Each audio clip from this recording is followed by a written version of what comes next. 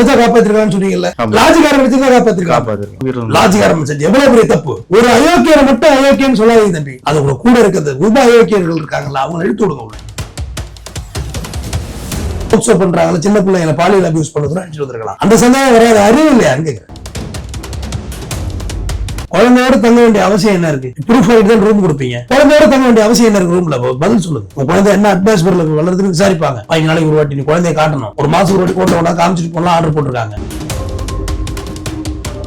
அது மாதிரி போட்டுதான் கொள்ள முடியுமா? கண்டிப்பா முடியாது. அப்ப நீங்க நீதிமன்றத்தை நாடாம எப்படி? நீங்க கேட்டா லேட் ஆயிடும். அப்ப இந்த அறுத்து எழுதிட்டானே சொல்றேன். எதுவுமே உங்களுக்கு புரியாது. ஒரு அஃபென்ஸ் வந்து நல்லா லபது குதிச்சா எப்படி? ஒரு வக்கீல பார்த்து ஒரு HCP போட்டுருந்தா ஹைகோர்ட்ல கொண்டா குழந்தை டிடெயின் பண்ணிருப்பாங்க. இது என்ன செய்யலாம்? 2017ஆம் ஆண்டு கோட்டையில ஒரு சர்ச்சில் வச்சு ஒரு லவ் உண்டாகுது. அவன் பொண்டாட்டி பேரு ரெபேகா. கேர் இருக்குல்ல, அதுல கொண்டா கொடுத்தா அவங்க வளர்த்துட்டு இருப்பாங்க. நீ கோர்ட் ஆர்டர் வந்து வாங்கிட்டு போலாம் குழந்தை. அதுவும் தவற விட்டு விட்டாரு. இவன் என்ன பண்ணிட்டா? பொசசிவ்னஸ் ஓவர் ஆயிடுச்சு.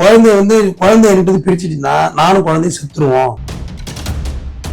அது அப்ப அப்படியே போயிரு. பாவம் பூனை குட்டி மாதிரி. கடா வெட்ட போறோம் நம்ம மட்டும் தானே தெரியுது. கடாவுக்கு தெரியல, இழுத்துட்டு தானே போறாங்க.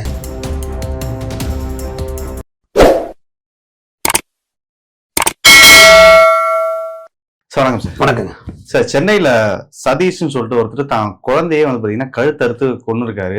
ரீசெண்ட் டைம்ஸா வந்து பாத்தீங்கன்னா பப்ளிக்கோட மைண்ட் செட்டும் சரி, சில உமன்ஸோட மைண்ட் செட்டும் பசங்களோட மைண்ட் செட்டும் வந்து ஒரு மாதிரி சைக்கா மாறிட்டு இருக்க மாதிரி ஒரு ஃபீலா இருக்கு. இந்த விஷயத்த பார்க்கும்போது வந்து ஒரு சின்ன குழந்தை எப்படி கழுத்தறுத்து கொண்டிருக்காங்க அப்படின்றது வந்து பாத்தீங்கன்னா ரொம்ப கேள்விக்குறியா இருக்கு. இந்த கேஸை பத்தி சின்ன குழந்தைங்கள கற்பழிக்கிறா, வளர்த்து விட்டு போற பிள்ளைகளை தூக்குறா. இன்ன வரைக்கும் பிடிக்கும் போல 5 லட்ச ரூபா கவர்மெண்ட் அறிவிக்குது. அந்த அளவுக்கு மனித மிருகங்கள் ஆயிட்டு. ஏன் இந்த இஷ்யூ உங்களுக்கு புதுசெல்லாம் கிடையாது. ஆல்ரெடி ஒரு 7-8 இயர்ஸ் பிஃபோர் உங்களுக்கு தெரியும். பிரியாணி அபிராமி குன்றத்தூர்ல கள்ளக்காதலோட இருக்கிறதுக்காக 2 குழந்தைங்களை பென்சோட்டா பிளஸ் மாத்திரை கொடுக்குறாங்க. அதுல சாவலை. அது போக நெஞ்சு மேல உட்காந்து 3 குழந்தைகளும் பிரீத்தை முடிச்சு சாவடிச்சுட்டாங்க. சிறையில தான் இருக்கிறாங்க. அது நம்ம பார்த்திருக்கோம். இந்த மர்டர் ஆனா ரொம்ப காலம் ஆயிடுச்சு. இப்ப காலம் ஆயிடுச்சு. எனக்கு அதான் சொல்றேன். இப்ப கம்பேரிட்டிவ் அபிராமி பண்ண கூட கொஞ்சம் ஸ்மூத்தா தெரியுது. கழுத்தை 3 இன்ச்சுக்கு அறுத்திருக்கா. இப்ப என் கழுத்துல இவ்வளவு பெருசா, குழந்தைங்க கழுத்துல இவ்வளவு தானே இருக்கும். அது ரொம்ப மென்மையா தானே இருக்கும். ஒரு கெட்டியான ஆப்பிள் கூட இல்லது, ரொம்ப மென்மையான ஒரு பஞ்சு மாதிரி இருக்கிறது தானே, கேக் மாதிரி தானே. கேக் வாங்கி கொடுத்து, சாக்லேட் வாங்கி கொடுத்து, அந்த ரூம் நிறைய கிடக்கு. ஸ்டார் சாக்லேட்ஸ், பெப்பர்ஸ், கேக்கு, அந்த குழந்தை ஸ்நாக்ஸ் எல்லாமே செதறி கிடக்கு. இப்போ அந்த 7 வயசு அந்த குழந்தைக்கு, குழந்தை பேர் சபினோஸ். அப்ப கழுத்தா இருக்கணும்னாக்க குறைந்தபட்சம் அது நெஞ்சில ஏறி உட்காந்து தலைமையில பிடிச்சி இப்படிதானே அறுத்திருக்க முடியும். முண்டும்ல குழந்தை, சின்ன உயிர் தானே, பெருசா எங்க முடிட முடியும். கழுத்தை அறுத்துட்டு அவன் என்ன செய்யறான்? சதீஷ் காலைல ஒரு 5 மணிக்கு அவங்க அக்காவுக்கு அடிக்கிறான். கெசியா அவங்க அக்கா பேரு.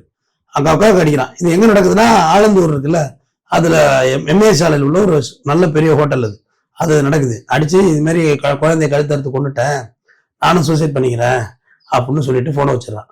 உடனே அவங்க அக்கா வந்து ஹோட்டல் நிர்வாகத்துக்கு அடிச்சு, அங்க அடிச்சு இங்க அடிச்சு, பரங்கிமலை போலீஸுக்கு அவங்க தான் இன்ஃபார்ம் பண்றாங்க. எல்லாரும் போய் பார்த்தாக்க குழந்தை அறுபட்டு கிடக்கு, செத்துருச்சு.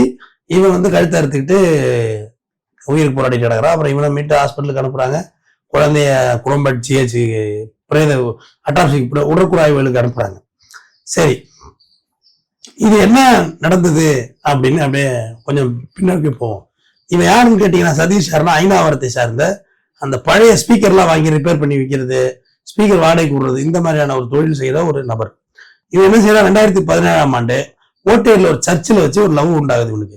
அவன் பொண்டாட்டி பேரு ரெபேகா அப்படிங்கிற காதல் உருவாகுது. அவர் இரு வீட்டு மியூச்சுவல் கன்சர்ன்ல தான் கல்யாணம் நடக்குது. அப்படி அரேஞ்ச் மேரேஜ் ஆயிடுது, லவ் கம் அரேஞ்ச் ஆயிடுது. அதுல ஒரு அழகான குழந்தை பிறகுது. அந்த குழந்தை தான் நம்ம இப்ப பழி கொடுத்து உட்கார்ந்து இருக்கிற சபிரோஸ் குழந்தை. கல்யாணம் ஆனதுல இருந்து கொஞ்சம் நல்ல சண்டை சச்சரவு இப்படியே குடும்பத்துல ஓடிட்டே இருந்திருக்கு. இது கொஞ்சம் இந்த ரெபேகா கொஞ்சம் பொருளாதாரத்துல பின்தங்கி இருப்பாங்க. அதை சொல்லி காமிப்பாரு. அதை சொல்லி காமிக்கிறது. நான் வந்து அவங்கள்ட்ட அடிக்கடி சொல்லுவேன், இந்த மெட்ராஸ் பாஷையில கலாய்க்கிறது, மச்சான் கலாய்க்காது அப்படிங்கிறாங்க. கலாய்க்கிறது, எங்க ஏரியாவில ஓட்டுறதும்பாங்க, கிண்டல் பண்றது, கேலி செய்யறது, இதெல்லாம் ரொம்ப தப்பு. ஏன்னா மனித மனநிலை வந்து ரொம்ப அக்ரெசிவான மைண்ட்ல இருக்கான். நீ கிண்டல் பண்ணீங்கன்னா குத்தினாலும் குத்திடுவான், கிண்டல் தாங்காம. அப்ப இவங்க 2 பேரும் தொடர்ந்து பிரச்சனை. இது ரெபேகா என்ன செய்யுது? அவங்க அம்மா வீட்டோட போயிடுது. பட் குழந்தை வந்து அப்பா மேல அவ்வளவு அஃபேரா இருந்திருக்கு அந்த புள்ள. பெண் குழந்தைகளுக்கு தந்தையை பிடிக்கும், ஆண் குழந்தைகளுக்கு தாயை பிடிக்கும். நேச்சர் இதுதான், சயின்ஸே இதுதான், விஞ்ஞானமும் இதுதான். அப்ப அம்மா அப்பாவோட இருந்திருக்கு. அப்புறம் ஓட்டேரி ஸ்டேஷன்ல இவங்க கம்ப்ளைண்ட் கொடுக்குறாங்க. கம்ப்ளைண்ட்ல விசாரணை நடைபெறுது. விசாரணை நடைபெற்றதுல வந்து ஓட்டேரி ஸ்டேஷன்ல சொல்லிட்டு இருக்காங்க, குழந்தை வந்து அம்மா கிட்ட தான் வளரணும் அப்படின்னு சொல்லிட்டு இருக்காங்க. குழந்தைய நான் வாங்கி கொடுத்துருவோம் அப்படின்னு. அதுவே டிசிஷன் தப்பு. அப்படிலாம் சொல்லக்கூடாது. கோர்ட்டு தான் டிசைட் பண்ணணும். இன்னார்கிட்ட தான் குழந்தை இருக்கணும்னு போலீஸ் டிசைட் பண்ண முடியும். கோர்ட் தான் டிசைட் பண்ண முடியும். அதே மாதிரி இந்த சின்ன சட்ட விளக்கத்துன்னு சொல்லிடுற, குழந்தைய அம்மா தான் வளர்க்கணும், அப்பா வளர்க்கறது ரைட்ஸ் இல்லைங்கிற மாதிரி சொல்லி வச்சிருக்காங்க சமுதாயத்தில். தவறான தகவல். குழந்தைய அப்பா வளர்க்கறதுக்கு 50% ரைட்ஸ் உண்டு.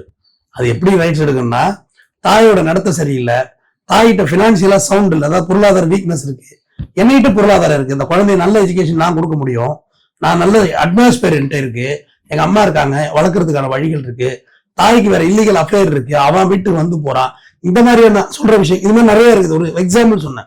இது எல்லாத்தையும் நீங்க கோர்ட்ல ப்ரூவ் பண்ணிட்டீங்கனாலே போதும், குழந்தை உங்கள்கிட்ட தான் வளரும். தாய் வந்து பார்த்துட்டு போற மாதிரி எல்லாம் வழக்குகள் முடித்திருக்கு. குழந்தை மேண்டட்ரி அம்மா கிட்ட தான் இருக்கணுங்கிறதே தவறு.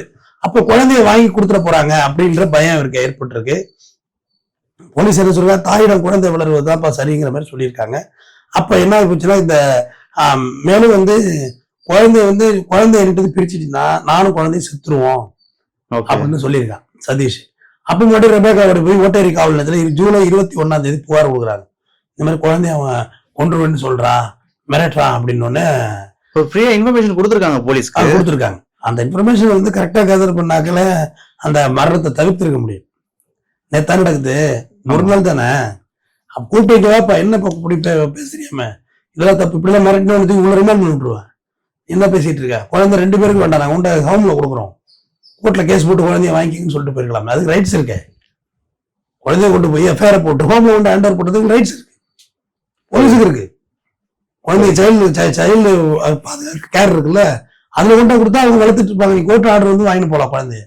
அதுவும் தவற விட்டு விட்டாருங்க. இவன் என்ன பண்ணிட்டான், பொசசிவ்னஸ் ஓவர் ஆயிடுச்சு, குழந்தைய பிரியவும் மனம் இல்லை, இந்த குழந்தைய ரெபேக்காட்ட கொடுத்துட்டா அது கொடுக்கறதுக்கும் மனசு இல்லை, அந்த தோல்வி தான் தோத்துட்டோங்கிற மாதிரி ஒரு மனநிலை, இதெல்லாம் வந்து உளவியல் பிரச்சனை. நீங்க வந்து ஒரு மர்டர் மாதிரி பாக்குற ஒரு பெரிய சைக்காலஜி இஷ்யூ இதெல்லாம். ஒன்னு என்ன பண்ணிட்டா, நேரம் அந்த குழந்தைய அழைச்சிட்டு வா போலாம் நம்ம வெளியேன்னு சொல்லி, அது அப்ப அப்படியே போயிருக்கு. பாவம் பூனை குட்டி மாரி. கடா வெட்ட போறோம் நமக்கு மட்டும் தானே தெரியுது, கடாவுக்கு தெரியல, இழுத்துட்டு தானே போறாங்க. அதேதான் ஆட்டோவில் ஏறி போயிட்டு இருக்கால கோயிலுக்குள்ள ஜாலியா போகும் காத்தோட்டமா, கொண்டு வச்சு ஒரே விட்டு சற்றும் எதிர்பார்க்காதப்ப குழந்தை அப்பா கூப்பிடுறாருன்னு சந்தோஷமா அப்பா கூட போகுது. போய் அங்க லாட்ஜில் இருந்து சாப்பிட்டு எல்லாம் முடிஞ்ச பிறகு கழுத்தை அறுத்து குழந்தை செய்து விடுறான்.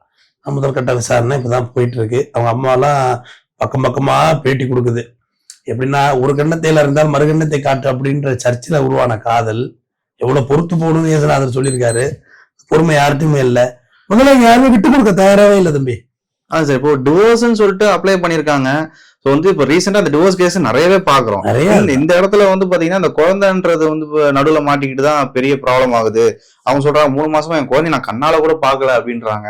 ஸோ இதுக்கெல்லாம் வந்து சட்டத்துல இடம் இருக்கா? ஒரு குழந்தைய வந்து தாயோட கண்ணில் கூட காட்டாம வந்து வளர்க்கறதுக்கான பாசிபிலிட்டிஸ் இருக்குங்களா? ஹைகோர்ட்ல ஹெச்பி போட்டுருக்கலாம், ஹேபியஸ் கார்பஸ் போட்டுருந்தா குழந்தைய கொண்டாந்து ஹைகோர்ட்ல டிடைன் பண்ண போறாங்க, கொண்டாந்து பண்ண போறாங்க. அப்ப குழந்தை யாரு கூட போகணும்னு டிசைட் பண்ண போகுது. ஆனா ஹைகோர்ட் குழந்தைய அம்மாட்ட வாங்கி கொடுத்துருவோம், டெஃபினட்டா வாங்கி கொடுத்துரு. ஏன்னா 18 வயசு ஆகல அந்த குழந்தை, 16 above தான் குழந்தை டிசைடிங் அத்தாரிட்டி. பெண் குழந்தை ஃபீமேல் சைல்டு அம்மாட்ட வளர்றதா சரின்னு கொடுத்துருவோம். ஒரு ஹெச்பி போட்டுருக்கு. அதான் சொல்றேன், எதுவுமே நீங்க புரியாது. ஒரு அஃபென்ஸ் இருந்தா எல்லாம் லபது குதிச்சா இப்படி ஒரு வக்கீல பார்த்து ஒரு ஹெச்பி போட்டிருந்தா ஹைகோர்ட்ல கொண்டாந்து குழந்தை டிடெயின் பண்ணிருப்பாங்களே. அடிப்படை தெரியல, நிறைய பேர் போலீஸ் ஸ்டேஷன் எல்லாம் போக தெரிஞ்சிருக்கு, பக்கமா இன்டர்வியூ கொடுக்க தெரியல. இப்ப எப்படி தெரிஞ்சது? ஒரு அடிப்படை எல்லாம் தெரிஞ்சிருச்சா? இப்ப ஓட பிறகு உட்காந்து ஒப்பாரி வச்சு என்னங்க ஆகுறது? இது என்னங்க பழக்கம்?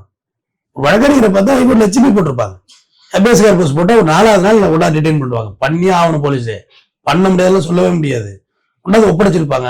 அப்போ 2 பேர் தரப்பு நியாயத்தை நீங்க பேசியிருந்தாரு. அப்பாரும் பேசியிருப்பாரு, சதீஷும் பேசியிருப்பாரு, அம்மா ரெபேக்காவும் பேசியிருப்பாங்க.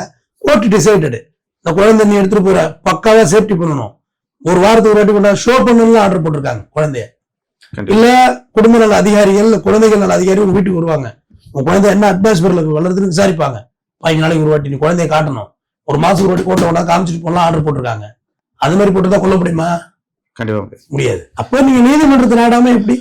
எங்க கேட்டா லேட் ஆயிடும். அப்ப இந்த அறுத்து அள்ளிட்டானே எவ்வளோ நீதிமன்றத்துல குறை சொன்னோம்னு வச்சுங்களேன், அதெல்லாம் நல்லா இருக்காது நம்மளுக்கெல்லாம். இன்னொரு சைடு வந்து பாத்தீங்கன்னா போலீஸ் மேலேயும் குறை சொல்றாங்க. போலீஸ் நினைச்சிருந்தா அந்த கொலையை தடுத்திருக்கலாம், ஆனா போலீஸோட அந்த மெத்தனம் தான் இந்த குழந்தையோட உயிர் போறதுக்கும் ஒரு காரணம் இருக்கு, இதுலயும் போலீஸோட இன்வால்மெண்ட் இருக்கு அப்படின்றாங்க. அதை பத்தி கம்ப்ளைண்ட் கொடுத்த அன்னைக்கு கூப்பிட்டு இவங்க வந்துட்டு இதை பண்ணியிருந்திருக்கலாம். பட் இந்த எக்ஸ்ட்ரீம் எல்லாம் போகுமானா போலீஸால ப்ரிடிக்ட் பண்ண முடியாது அவங்களுக்கு. இதெல்லாம் நடந்துருமா இதெல்லாம் நடந்துருமா ப்ரிடிக்ஷன் பண்ணல அவங்க. ஆனா ப்ரிடிக்ஷன் பண்ணணும். இன்னைக்கு கூட இந்த திருச்சி கமிஷனர் அருண் அவர்கள் வருண் அவர்கள் வந்து ஒரு பொம்பளை போலீஸ் இன்னைக்கு ஒரு கிழிச்சிருக்காரு. என்ன சேஷன் நடத்துறீங்க சத்தம் போட்டிருக்காரு, வாய்க்கு வந்தது, ஏன் இப்படி பண்றீங்க அப்படின்னு. கொஞ்சம் கன்சிடர் பண்ணி விசாரிக்கணும். இந்த மாதிரி சென்சிட்டிவான விஷயத்த என்ன சொல்றேன், you refer to court. Free legal eight இருக்கு, இலவச சட்ட உதவி முகமை இருக்கு. அவளை வர வச்சு இந்த கேஸ் ஹேண்டர் போயிடுங்க, வேலை முடிஞ்சு போயிடுது. எதுக்கு வம்பு? இது ஃபேமிலி இஷ்யூ, உங்களால விசாரிக்க முடியல, இல்ல குழப்பம் ஏற்படுது, நீங்க எக்ஸ்பர்ட் வந்து கோர்ட்டுக்கு அனுப்பிச்சிருங்க. ஒரு எஃப்ஐஆர் போட்டு விட்டுருக்கலாமே சதீஷ் மேல. இந்த பொம்பளை இத்தனை நாள் கம்ப்ளைண்ட் கொடுத்துல பாரு ரெபேக்கா, எஃப்ஐஆர் போட்டுருக்கலாமே. கண்டிப்பா பண்ணிருக்கலாம் சார். வரதட்சணை கேட்டு குடும்பப்படுத்துறா, உங்களுக்கா போட தெரியாது, செக்ஷுவல் அபியூஸ் பண்றான், ஏதோ ஒண்ணு போட்டு எஃப்ஐஆர் போட்டு ரிமாண்ட் பண்ணிவிட்டு குழந்தைய வாங்கி இந்த ரெபேக்காட்ட கொடுத்துட்டு போயிருக்கலாம்ல. ஆமா, சிம்பிளா சொல்றேன். இது ரொம்ப பெரிய எக்ஸ்பர்ட் ஒப்பீனியன் வேணுதுக்கலாம். கண்டிப்பா ஒரு எஃப்ஐஆர் போட்டு உள்ள போயிட்டு போறான், ஒரு ஃபைனான்சியல் பார்ட்டு போட்டு தள்ளு, குழந்தைய மீட்டுருவோம், உயிர் போயிருக்காது. எனக்கு கழுத்தை அறுத்து